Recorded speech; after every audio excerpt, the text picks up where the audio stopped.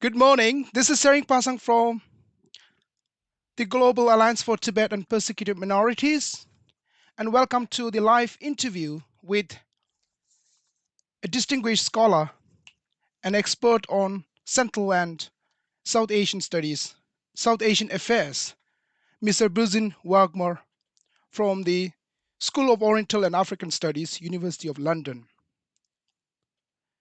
In this two-part series, we are first going to discuss on the China's colonization of Xinjiang, East Turkestan, and in the next episode, we are going to focus on Tibet, the China's occupation of Tibet. But before the interview, I would like to give a brief background of why we are hosting this interview with an amazing expert on the subject. Just recently, on 28th of August 2020, we organized we took part in the Global Day of Action, the Black Day protest outside the United Nations office in London to mark the anniversary of the appointment of Party Secretary Chen Chung-ko, his 4 years completion as Party Secretary in Xinjiang Uyghurs Autonomous Region, and from 2016 to 2020, and prior to that, from 2011 to 2016, he was the Party Secretary of Tibet Autonomous Region. And we all know what he has done in Tibet and what he has been doing in East Turkestan. Now, I'm not going to talk more about this because we have an amazing speaker today and guest, and I would like to give a brief introduction about our guest here, Mr. Burzine Waghmar. At the University of London School of Oriental and African Studies, SOAS, Mr. Burzine Waghmar holds affiliations with the SOAS South Asian Institute, London Middle East Institute, Center for the Study of Pakistan, and Center for Iranian Studies.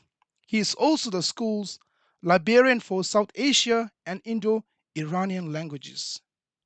His reading and research skills on the history, religions, languages, and cultures of the Silk Road cover ancient Xinjiang, Tibet, and their interactions with Iran and great historic India and their dialects and communities along the Irano-Pak, Sino-Pak, Af-Pak borders, for example, Balochistan, Trans-Karakoram Tract, Gilgit-Baltistan, northern areas, and so on. Mr. Waghmar's linguistic and historical researches focus on Tibet and East Turkestan during the first millennium AD and their trans-global interactions. And I'm Sering Pasang, and I'm going to conduct this interview with Mr. Waghmar. Welcome, Mr. Waghmar, again. Good morning, Mr. Sering. Now, I would like to begin by asking, why is China in Xinjiang or East Turkestan? Please explain a bit about the landscape and what are the main reasons that led China to invade Xinjiang and resettle its Chinese citizens into the Uyghur Muslims world. Yes. First things first, Mr. Sering. Xinjiang, or rather East Turkestan as known to its indigenous inhabitants, the Uyghurs, is on China's westernmost front. It is an Alaska-sized region which borders 8 countries for the PRC. And that immediately ought to tell you that there's a question of strategic depth for the Politburo and the Chinese Communist Party. And it's a buffer zone, which they've perceived so since 1949. 49 is when the October Revolution triumphed. The communists came to power in Peking. And in 1955, they absorbed what was the region of Chinese Turkestan, East Turkestan, and made it a part of the PRC in all effects and purposes, but yet dressing it as showing it to be semi-independent by labeling it as an autonomous independent region, just as with Tibet, which was invaded in October 1950. But it's anything but that, since Beijing calls the shots. Now, it is a very cosmopolitan region and has been since late antiquity. We are looking at about 12 million Uyghurs here, give or take a huge population of about composite population of 24 million, which also includes Kazakhs, who are the third largest group there, plus with Uzbeks, Russians, Tatars, Tajiks, Tahurs, Mongolians, Khalkha, Sibo, and of course the Han settlers, who have progressively come in since 1884. When the Qin Manchu dynasty conquered what is now we call Xinjiang. Xinjiang did have an independent regime in the 1930s and just before the war in the 1940s too.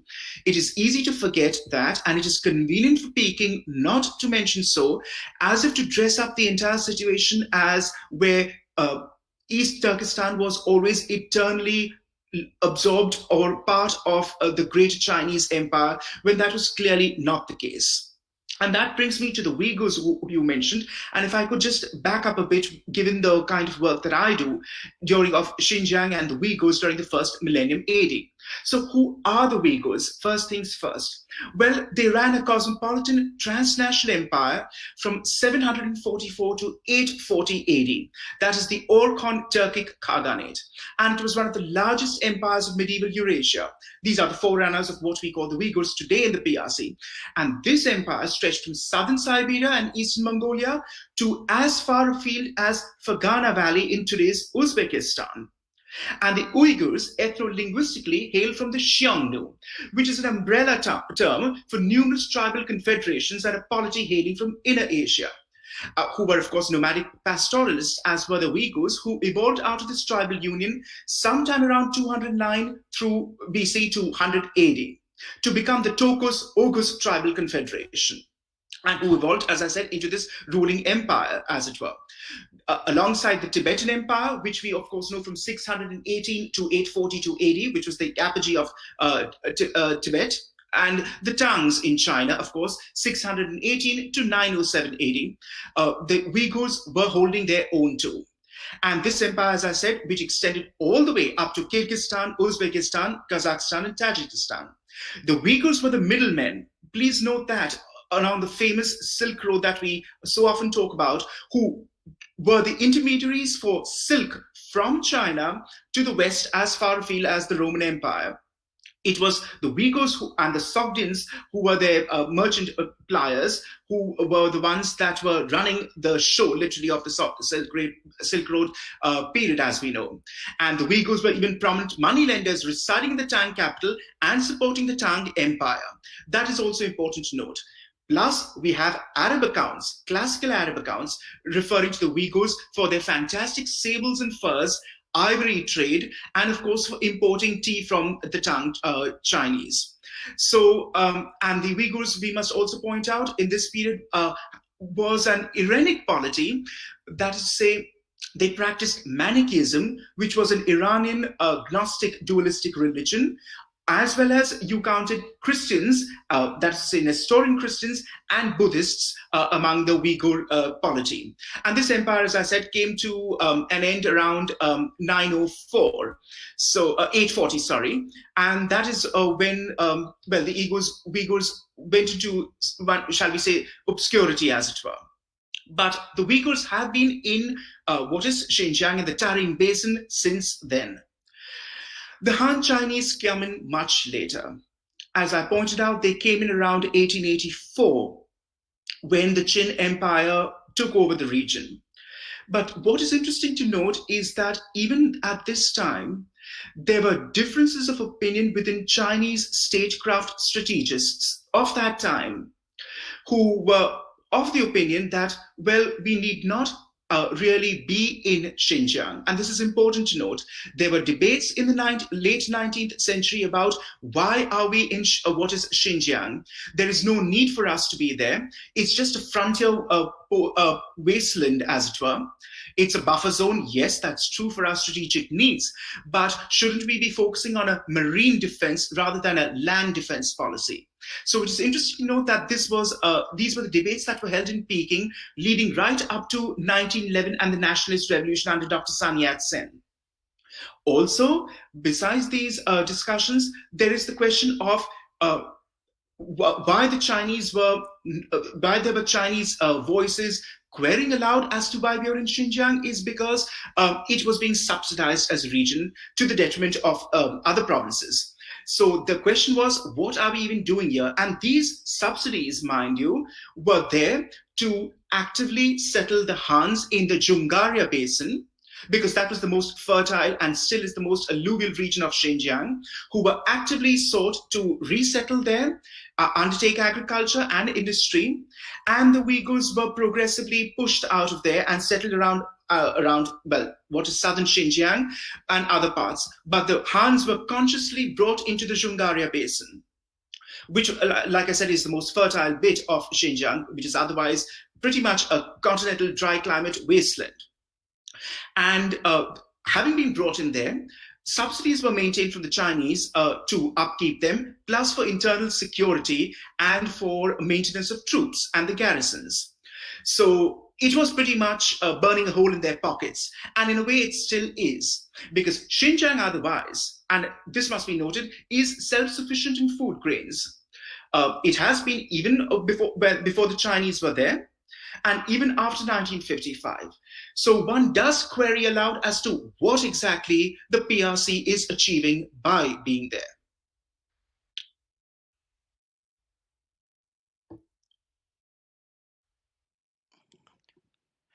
Thank you very much for this amazing background to the country, to the occupied country and its people. And we hear so much about the difficulties, the challenges, the tortures that the Uyghur Muslims are currently receiving under the dictatorial sort of rule of the Chinese Communist Party. And this background gives amazing context of the people and the suppressed people. Now, my next question is, how are the Uyghur Muslims being treated by the Communist China from a historian point of view, someone, an analyst, someone who observed the situation in the region? So would you like to answer how Muslims are being treated by the Communist China at the current time? I will get to the Muslim bit subsequently, but if I could just start with this. And Mr. Sering, this is very important what I'm about to say, because it applies not just to the Uyghurs in question, who are bearing the rawest brunt of it as we speak, though of course the Tibetans are a very close second too since 1950, as you would know only too vividly and poignantly. But, and that brings me to why I say this. The 100+ odd nationalities or ethnic minorities that are part of the PRC, within which we have the Uyghurs and the Tibetans, are all considered well by Marxist, Leninist, evolutionary social thinking as lesser citizens. Now, this is a given, regardless of what leftist progressives like to parade, and the Maoist thought, in this case, taking a cue from Marxist Leninism, that all citizens are equal and we run an egalitarian society. Well, anything but that. Because according to the Maoists in Peking and the Chinese Communist Party, the Han Chinese individual is first among equals as a citizen of the PRC. He matters. And not just that, he's the default category of what an ideal Chinese citizen ought to be, and that Tibetans, Uyghurs, among other minorities who are, shall we say, less civilized ethno-socially, culturally, and politically ought to emulate. Within that context, as I've just pointed out, lies the politics of exclusivism and a Sinitic Han chauvinism, which is patently manifest. We cannot deny that. It is a fact, regardless of how the communists, like being leftists, may dress it up otherwise. this is anything but an egalitarian society. And it is important to delve on what leftists really are and how brutal they are, no less than the so-called fascist right, which we often talk about. But in progressive circles, of course, it's convenient to only delve on the right and never on the left because of what is put out as leftist development and so on and so forth. And we hear the same nonsense in both Tibet and Xinjiang of providing meals, food, electricity, development, urbanization, and the like. Well, it's a very questionable development, and it has been so since the 1950s. Development for whom? The Han Chinese in question, who are, of course, first among equals and who get the lion's share of what passes for success and prosperity in both provinces, Tibet and Xinjiang. So that is the general background against which I would put my remarks. I would posit my points of what is happening to the Uyghurs and the Tibetans. But now coming particularly to the Uyghurs in question. Well, the PRC has hijacked the global war on terror, which is an otherwise entirely serious, genuine transnational operation since October 2001, an Operation Enduring Freedom, which was to get to Al-Qaeda, which had created murder and mayhem, and Afghanistan was just a state but name, but an Al-Qaeda staging post for terror. But the Chinese have jumped onto that bandwagon and decided to, well, eliminate any opposition, but particularly target the Uyghurs. Now, there have been some incidents of terrorism within Xinjiang. For example, there have been the Kunming incident in 2014. But to take that and for the Chinese Communist Party and Politburo to label an entire population of some 12 million of its citizens as terrorists from the word go is glaringly criminal, if nothing else, surely. I mean, for Beijing to do that is simply disgraceful. And let's look at it in a universal context. Counter-terrorist operations occur in Great Britain, Israel, India, and elsewhere. But that is where the state targets very particular individuals who are terrorists. The state does not, in these cases of India, Israel, or Great Britain, go on to designate confessional compatriots of those very terrorists as the problem in society and to malign them maliciously as a blanket term, a wholesale denunciation of a population, a minority, as terrorists. You don't have that in England when IRA attacks took place in the 60s and 70s by designating Catholics as terrorists wholesale. Or you don't designate that with what happens with Kashmir in India, that all Muslims across India are terrorists wholesale. But that is precisely what Beijing is doing as we speak in Xinjiang. And it is very important I draw this home. Similarly with Tibet, that what are Tibetan monks who are burning themselves to death or silently fasting to death are regarded as an opposition and as a threat to the communist regime and the party potentates. So you designate Buddhism and attack it, as it were, and its tenets as a threat to state security.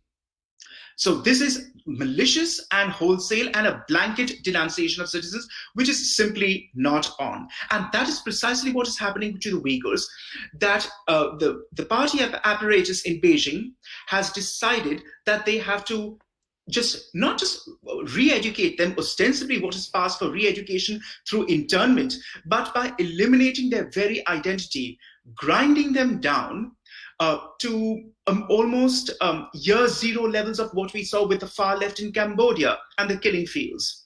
And then to resuscitate them and make them into Han minions, literally robotic Han citizens, by destroying everything within them of what is their Uyghur Sunni Islamic culture, which is part of their tradition for more than a millennium, if you must know. Thank you very much. My next question is, I mean, we do hear lots of reports of entrapment of up to 3 million Uyghur Muslims in the Chinese concentration camps, the largest prisons in the world. What is the Chinese leadership trying to do and achieve from this mass imprisonment of peaceful Uyghur Muslims? Well, which proceeds from my point, which I just did point out. Chen Guangguo, who was the committee party secretary for Xinjiang from August 2016, 29th August 2016, when he assumed the mantle, with Xi Jinping's blessings, was previously the same party boss heading Tibet. And he called the shots there from 2011 to 2016, as you would know, and your viewers would recall. According to Chen's perverse, mendacious Marxist thinking, and which has prevailed in the Politburo, where he sits as one among the top 25 top-tier level individuals, is that grinding down minorities is the only way to assimilate them and to make them ideal Han communist citizens. And that is precisely what is happening. He could boast of a success in Tibet, which is what he did by what he has done there appallingly, and is transposing that to Xinjiang. These camps in question that you refer to were already there prior to 2016 too. It must be noted it's not a newfangled phenomenon. The Chinese were routinely picking up and interning Uyghur males who were considered dissidents or troublemakers without even any proof furnished for the same. And of course, there are no redressal of grievances in a Marxist communist state, as you amply know. I mean, rule of law is but a cruel joke, especially when you're a minority and at the receiving end of things, like Tibetans or Uyghurs. So what is happening is these internment camps gained momentum after 2016 because Xi Jinping has given Chen Guangguo a carte blanche to do what he wants in Xinjiang. And that's precisely come to be. He has done this and has accelerated what has gone beyond all sense of decency and almost rivals what the Nazis did during the Third Reich. And if I make such serious allegation on air, I ought to back it up. So consider the points that I would adduce for why I would compare what the communists are doing to the Nazis. Well, privacy violations for all is one such point that is being paraded as human tests for all by the Chinese regime, which has collected biometric data of all Uyghur males. It is passed for health checks, but it's actually an exhaustive database which contains information of every citizen within the province, all practically 12 million Uyghurs who are known at all hours of the day, including during private moments in the loo. I must point that out too. This is how China operates as a surveillance state. Han Chinese men have been forcibly stationed within Uyghur homes, forcibly domiciled. As they are being domiciled and living there with Uyghur women and their children, the very Uyghur husbands in question or fathers have been transported off to these internment camps. And these Han Chinese men are sexually exploiting these women in question. There are not unfounded reports of the same. These have been backed up with questions of forcible marriage, rape, and making such women denounce their Islamic background.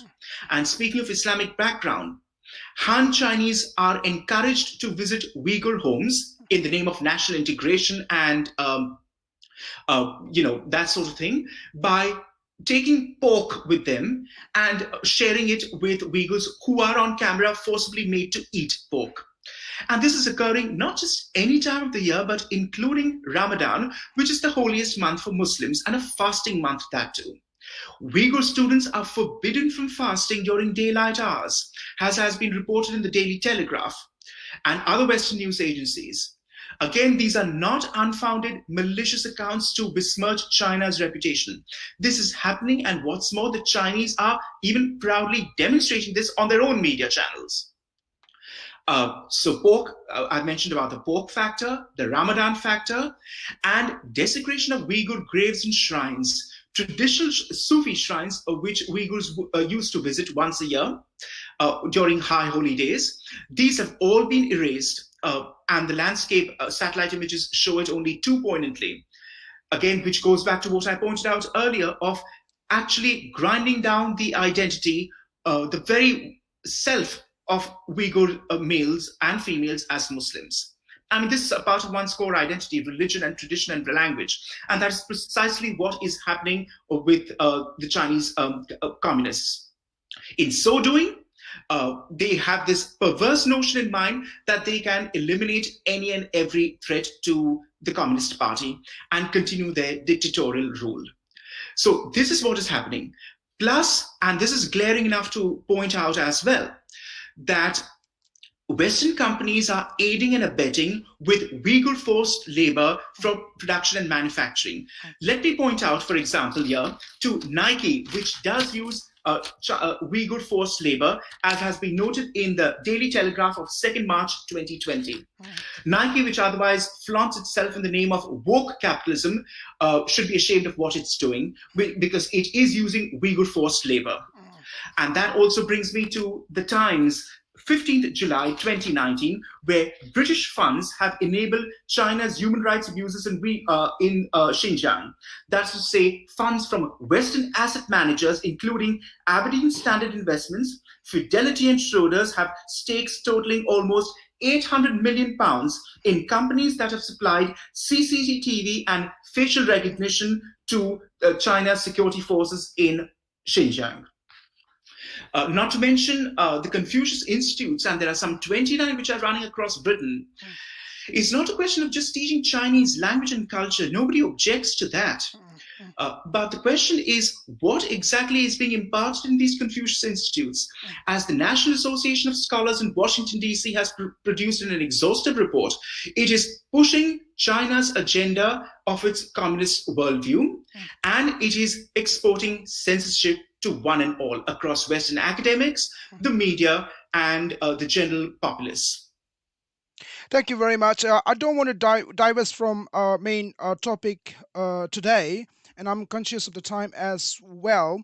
But I want to, since you mentioned about the Western businesses in engaging or using these forced labor in Xinjiang, it just reminded me about George Osborne's visit to Xinjiang. I think it was 2015.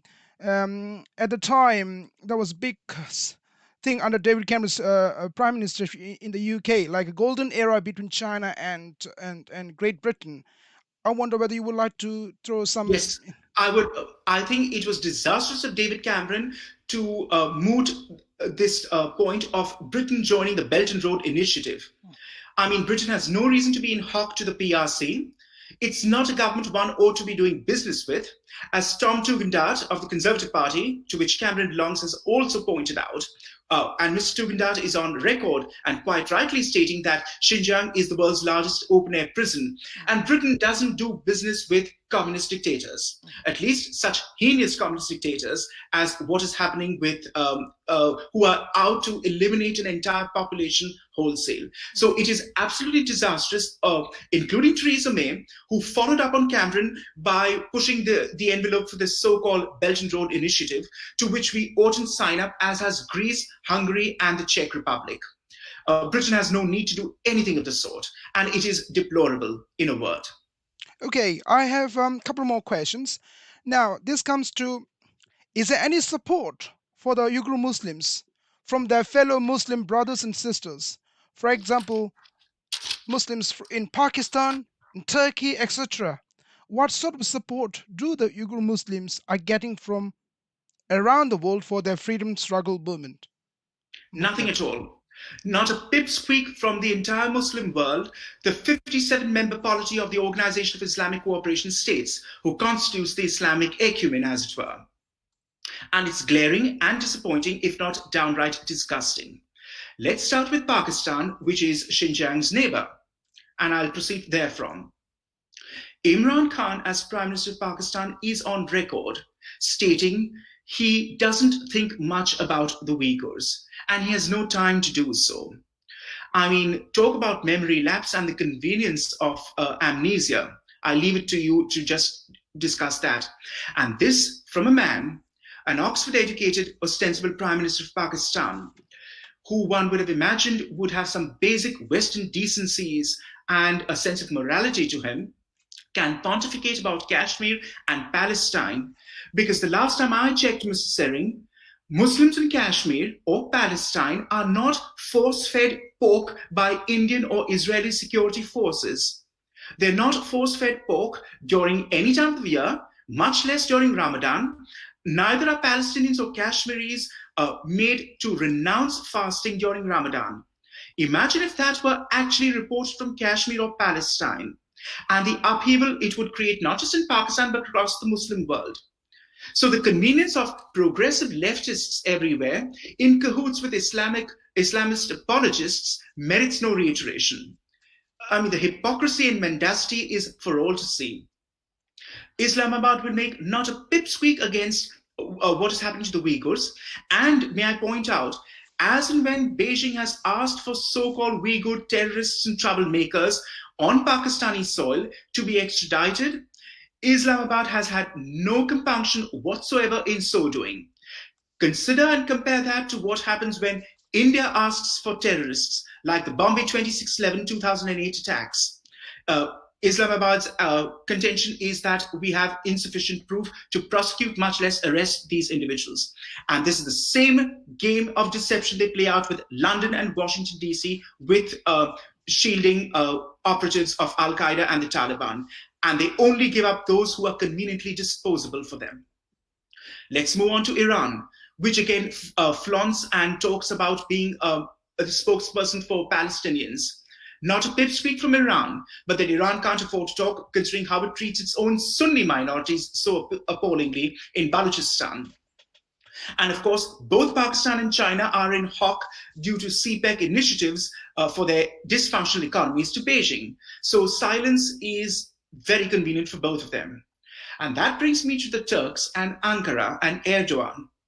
And according to the Times, July 4th, 2019, President Erdogan's official directive from Ankara is this, and I quote, "Turkey firmly supports the One China policy, and it's a fact that residents of all ethnicities in China's Xinjiang are living happily amid China's development and prosperity," close quote. This was reported from the president's office in Ankara, and it tells you about Recep Tayyip Erdogan's mindset.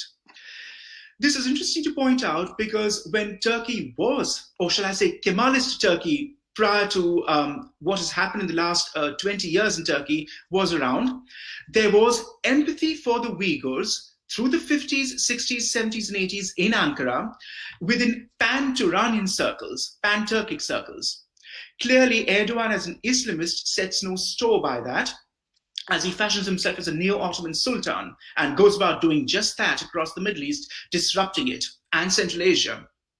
And so it is convenient for him to forget his own Sunni, Turkic, Uyghur Muslims in this equation. Fellow Sunni Hanafi Muslims, might I point out. And so he can so glaringly make such comments. Again, Erdogan is one for suspending diplomatic relations with Israel over Gaza and Palestine. But does he have anything to say about these atrocities of Uyghur Muslim being raped, forcibly married, pork feeding, and the like? Nothing at all from Turkey too. Saudi Arabia, of course, will say nothing, of course, despite being the custodian of Islam with its 2 holy shrines and all that, because, of course, the Chinese are building a nuclear plant, or already have for them, just outside Riyadh. So why would the Saudis want to disrupt their relationship with Beijing? So there we have it. Muslim hypocrisy and mendacity is a given, and the silence, the stunning silence across all 57 Muslim countries is patently evident. Thank you very much. Before I ask you for final remarks, I just want to echo everything what you said about the ill treatment by the Chinese communist regime on the people of Uyghurs and other peoples in China, occupied countries like Tibet, East Turkestan, and then we hear about the Inner Mongolia. Yes, of course, recently, as now for some inexplicable reason, the party bosses in Peking have decided that teaching in Mongolian in Inner Mongolia ought to be suspended. Now, again, language is something so integral to one's identity. Exactly what are they doing? They want to, just take over their own Mongol population and grind them down, and then so-called build them up again to be Han Chinese surrogates as obedient, pliant, robotic citizens. So this is what exactly the CCP under Xi Jinping is doing. And for some perverse reason, they've taken it upon themselves to believe that this is the way forward to quell any and every subversive move, and of course, continue their mafia monopoly rule across China. We work with the World Uyghur Congress, and they say that under the Chen Guangzhou's party secretaryship over the past 4 years in East Turkestan, they have, or he has, under his leadership, that there is a strong presence of digital police state with advanced digital and biometric surveillance of all Uyghurs. Internment of up to 3 million Uyghurs in concentration, labor, and prison camps, where torture, rape, as you mentioned earlier, murder and starvation is widespread. Program of forced sterilization targeting 80% of Uyghur women, and forced marriage of Uyghur women to Han Chinese men. Then removal of up to half of Uyghur children to boarding schools where Islam and speaking Uyghur is forbidden. Then and so is fasting forbidden, as I mentioned also. Yep. And not just speaking Islam, not just speaking Uyghur as a language, but any trace of any and every trace of their Islamic identity is completely crushed in order to robotically reprogram them as Han Chinese citizens. And these children have been dislocated and removed, forcibly taken away from their parents. And their fathers are practically dead or disappeared for all we know. And the mothers are practically become concubines for Han Chinese men. It is no exaggeration. There is nothing sensationalist or melodramatic in pointing that out. It really must be driven home. This is not, and it's not xenophobic to point that out as well, Mrs. Sering. I need to point that out too, because it's all very well to say that the world is out to get China during the current COVID crisis, and that we've seen outbreaks of xenophobia, which in itself are regrettable and must be challenged. True, but that ought not be a blanket excuse for condoning what the Chinese have been doing pre-COVID-19 too. So xenophobia simply does not explain the actions of the Communist Party's murderous regime and implementation of policies across Xinjiang and Tibet. And then finally, forced organ harvesting from Uyghurs.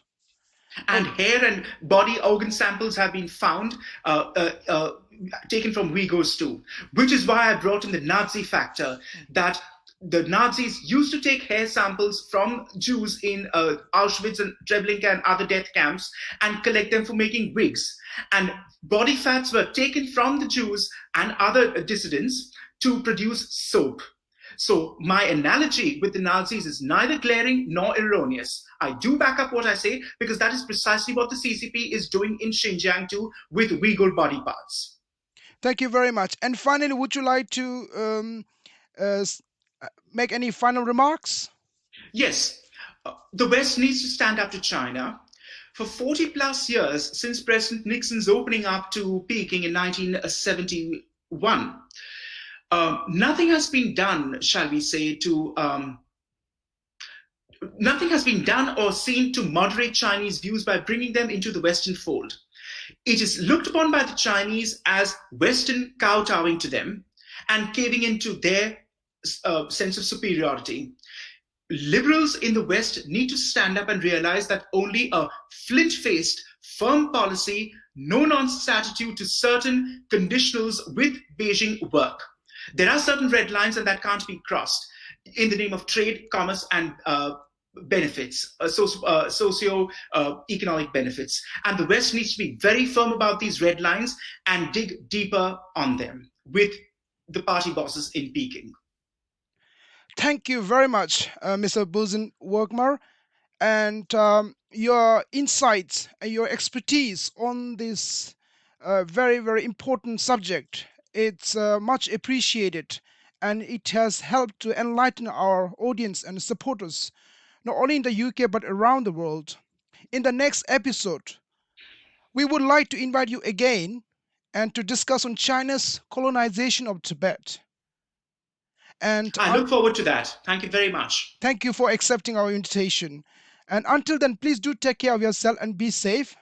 And for the viewers, please don't forget to follow us on Twitter at Tibet Alliance, and also on our Facebook. That's www.facebook.com/GATPM2020. The Global Alliance for Tibet and Persecuted Minorities. It's here to support the freedom struggle movements of the Tibetan people, Uyghurs peoples, and other minorities who are suffering under the Chinese Communist regime. And thank you for your time. Have a good day.